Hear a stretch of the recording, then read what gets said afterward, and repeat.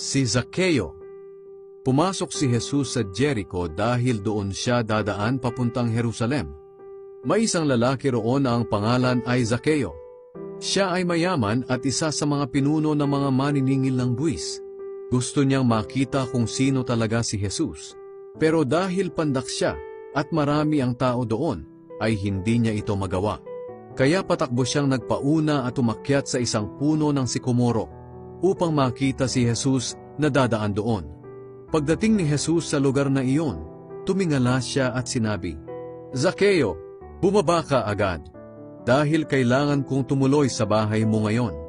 Kaya nagmadaling bumaba si Zaccheo, at masayang tinanggap si Jesus. Nang makita ng mga tao na roon siya tumuloy sa bahay ni Zaccheo, nagbulong-bulungan sila. Tumuloy siya sa bahay ng isang masamang tao.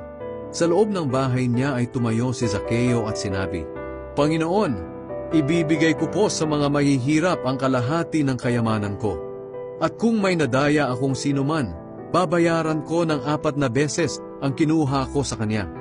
Sinabi sa kanya ni Jesus, "Dumating na ngayon ang kaligtasan sa sambahayang ito, dahil siya ay mula rin sa lahi ni Abraham.